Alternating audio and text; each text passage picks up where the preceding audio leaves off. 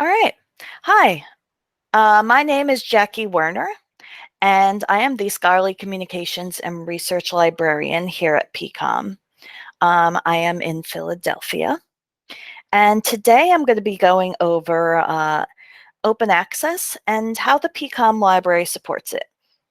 So this will be half an hour presentation. I'm going to blitz through our description, and then we'll have some room for discussion afterwards. All right. Also, if anything starts looking strange, just pipe up and tell me. Okay. So first, I'm going to start off with explaining what open access actually is. In summary, it's scholarly research that is digital, free to access, and free to use with minimal restrictions.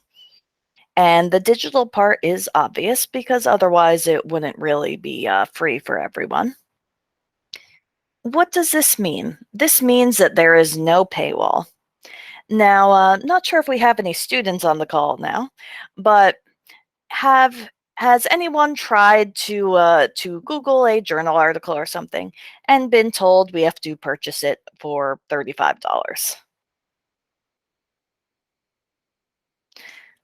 I'm going to go and say yes because I have done that myself. So first off, one, you never have to pay for an article, even that we do not subscribe to at PCOM, because the library has an interlibrary loan service that will let us get an article from anywhere. But for people who are not associated with a library, open access makes an article free to them wherever they are. You don't have to subscribe. You don't have to be part of an institution that subscribes. You can just access this research for free. The other thing about open access is that these are usually under what's called Creative Commons licenses. So Creative Commons licenses are something that applies on top of copyright, and it lets you release something available for free, but also still have rights as to how it's used. All of these Creative Commons licenses include attribution. That means that if you have a Creative Commons license, nobody can take your work and claim that it's theirs. If they reuse this, they have to attribute it to you. There's also a lot of other different types of Creative Commons licenses. They include things like non-commercial. You can use this however you want, but you can't make money off it. Or no remixes, meaning that you have to use it as is. You can't cut it up and use it else and use parts of it. There's also a Creative Commons Zero license, which is just putting it in the public domain. And things like government research are usually going to be in the public domain. But if you are doing research and you want to open access, usually it's going to have one of these Creative Commons licenses. So that's a brief description of what open access is. Now, why would you want to seek this out? There are three main factors: increased access, increased exposure, and increased rights. So for increased access, this one is pretty obvious. This means that if something is available for free, more people are going to have access to it. And this is an image from our digital commons at PCOM, which includes a good portion of our student publications, faculty and staff, including like actual journal publications, along with dissertations, theses, and so on. And this map is just a brief view of where one specific paper has been accessed. And as you can see, this one paper has been accessed all over the world. There is also a lot of, this also makes sure that publicly funded research is available to the public that's paying for it. The next factor is increased exposure. So there's a lot of research on whether or not publishing open access lets you get cited for, uh, lets you get cited more. And most of that research did find an advantage. This chart is from a 2006 article in the Journal of Medical Internet Research, and it found that the red articles, open access articles, were cited more than those not published open access. And this makes a lot of sense because obviously more people that can see it, more people that can cite it. Uh, the Scholarly Publication and Academic Resources Coalition of Europe looked at 70 different studies on citation advantage, and these were until 2015, so a little out of date now. But 46 of them found a citation advantage for publishing open access. So publishing open access does not mean that you have to publish in, say, inferior journals. It'll, in fact, there's a good chance that it'll be better and more people will see and cite your work. And the final thing here is increased rights. So this is a screenshot from a site called Sherpa Romeo. And I can do an entire presentation on this alone. But when you publish in a journal, a large portion of the time, you no longer have copyright to what you've written. The copyright belongs to that publisher who has published it. What that means is that if you want to take this article you've written and, say, put it on your own website or on your institutional repository, you can't just do that. You have a lot of different rules that you have to follow to do that. And this is a pretty complicated example here, but what it sums up to is you can't do what you want with your writing.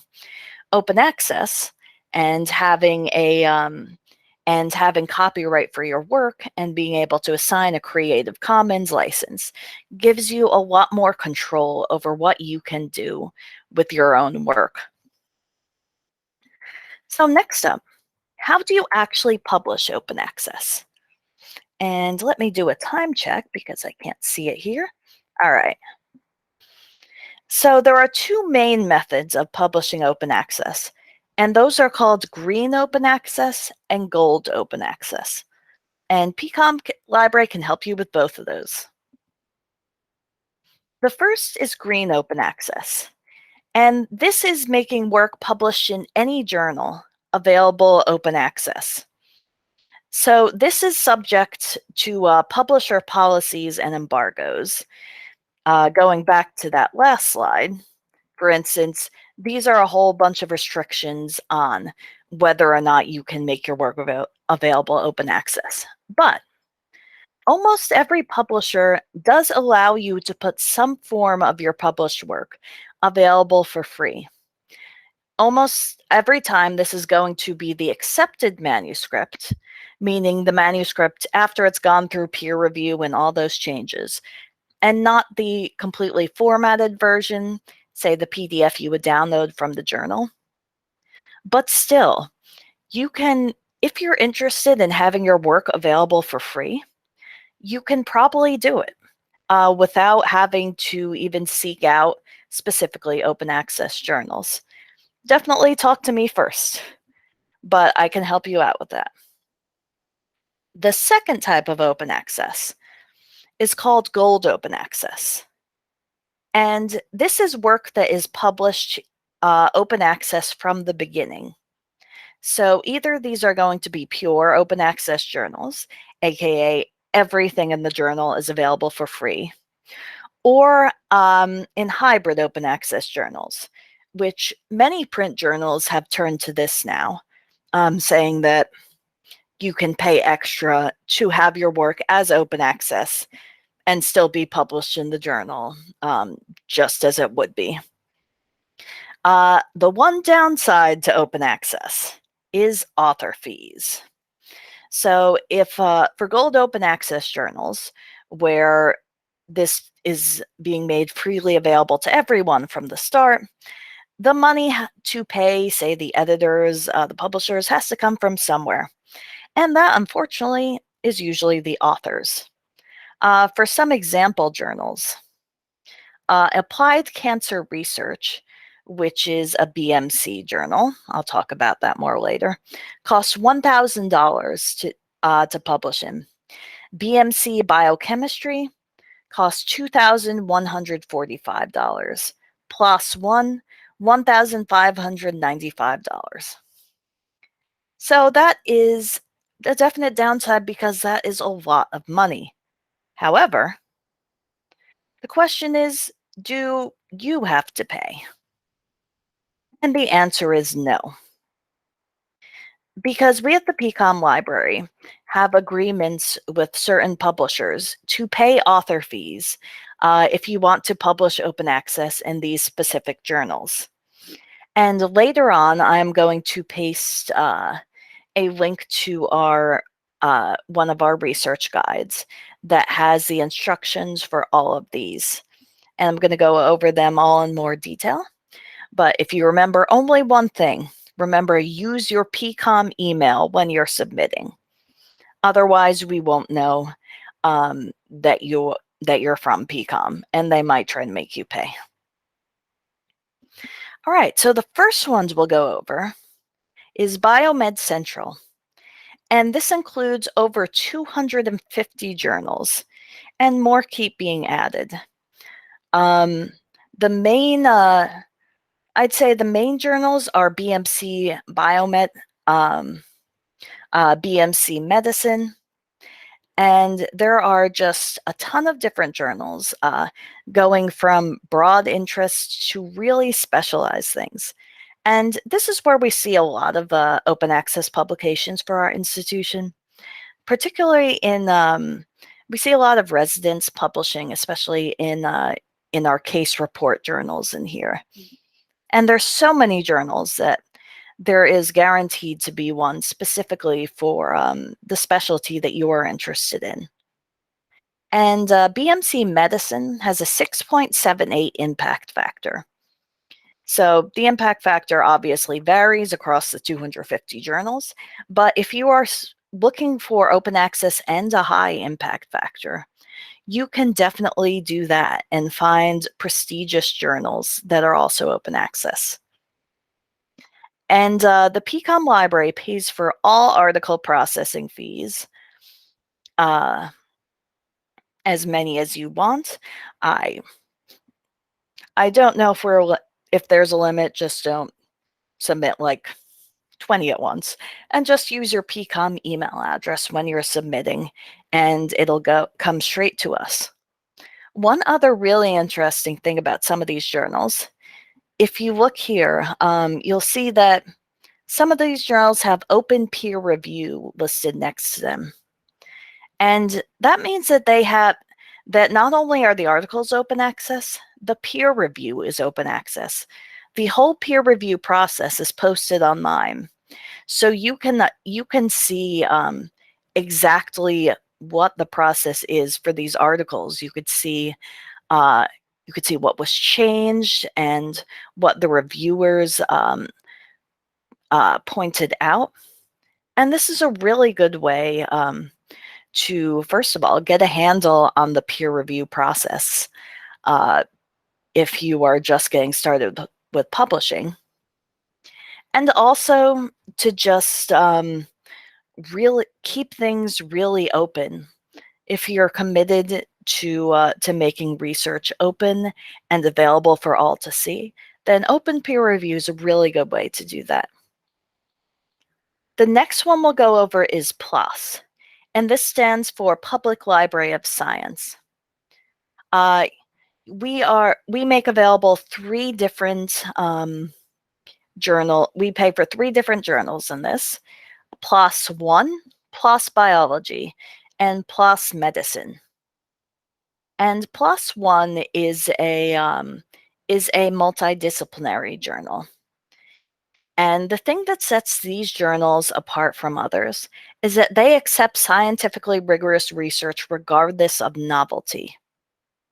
Um, so, uh, if you have research that does not come up with positive results, it can be really hard to get that published in many journals because, it's not as exciting.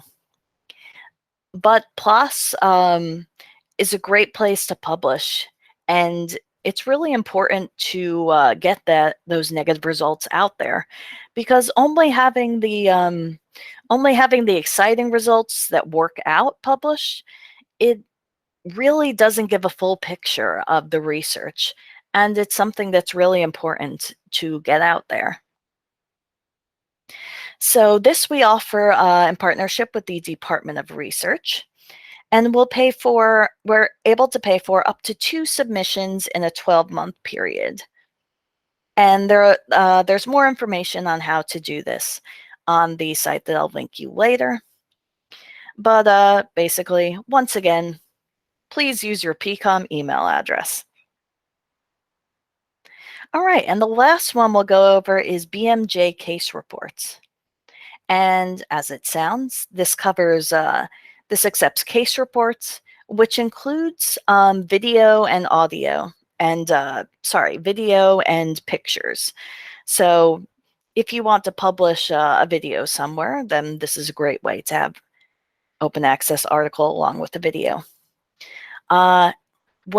This is the most fiddly to publish in, because you have to just contact your liaison librarian to get a fellowship code before you submit. And when you're submitting for publication, you should definitely know where you're submitting as you're writing it. So one other thing you want to do is make sure to use the BMJ consent form for your patients in the case report. And that'll be just linked, that's included in the author instructions. Oh yes, and BMJ case reports, unlike the other journals, does not have an impact factor because case reports are rarely cited. So this really focuses on the educational potential. So if you are looking specifically for a high impact factor for your portfolio, you'd probably want to take a look at the other journals first. Oh, and I forgot to mention it. PLOS One has an impact factor of 3.240, and PLOS Medicine has an impact factor of 11.069. So once again, you can have open access journals with really nice impact factors. All right, and the last thing I'll talk about is, what about after I publish? Say you've published in a journal besides one of these, a non-open access journal, but you really want to have your work available to the public for free. In that case, you want to look at the Digital Commons at PCOM. And Digital Commons has a selection of, has all faculty, staff, and resident published research included on there. We get alerts from PubMed, Scopus, and Embase for anyone with a PCOM affiliation and email, and we'll automatically add a record of your work to the Digital Commons. And as I mentioned before, almost all publishers and all journals will allow you to put some version of your work up on available for free. A lot of times this is the post-print, aka everything is done, but it hasn't been formatted yet. You can also include the preprint before it has actually been published or peer-reviewed.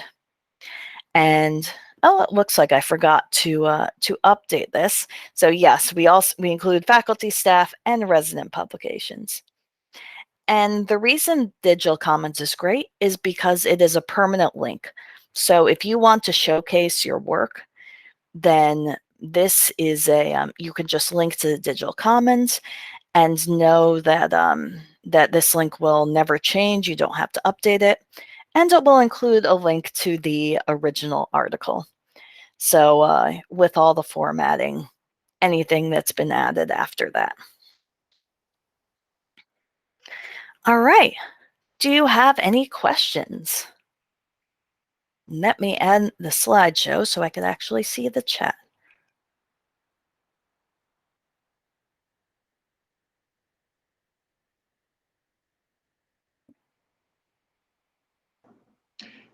I have a question about a particular journal. Yes. It used to be known as the Journal of the AOA. Yes. That's the common name now. It's now the Osteopathic Medicine, I think. Have they gone to open access now? Are they? Yes. So we don't need to explore other options. That will be open access if we get published in there. Nope, they are completely open access. However, we don't cover publishing fees for them, and I'm not sure what they are now. I published last year. There was no fee, but that was before they made the change. So I don't know if there is a fee now.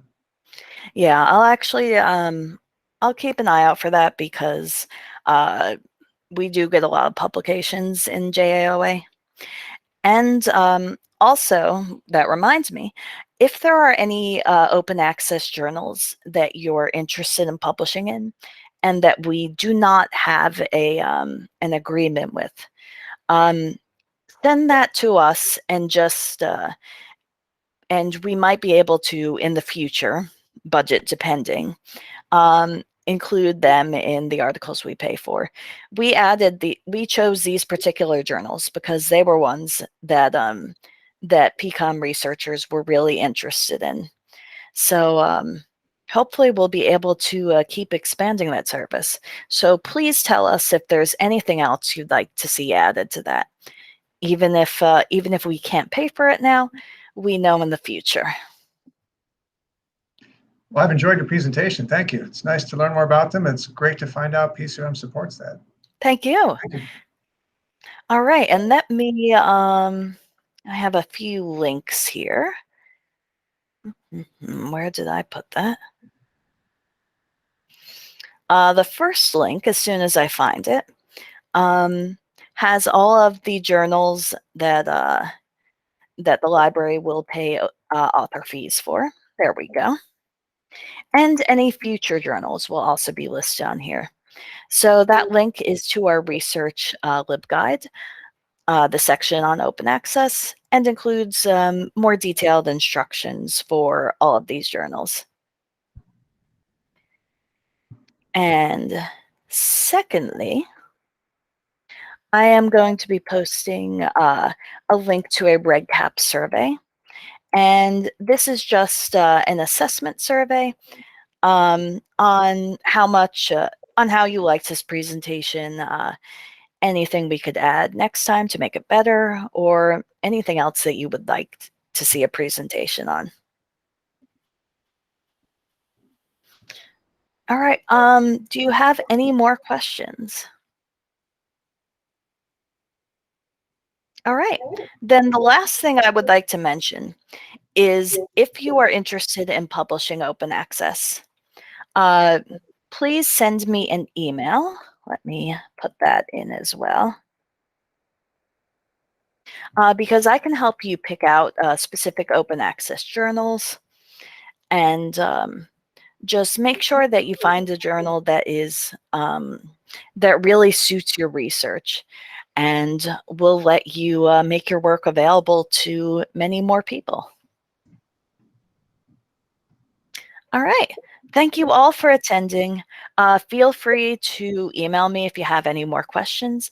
And if you know any students or colleagues that are interested in publishing open access, send them to me. I'm always willing to meet with them to discuss open access in general or specific publishing options. Thank you. All right. Thank you all and have a good day.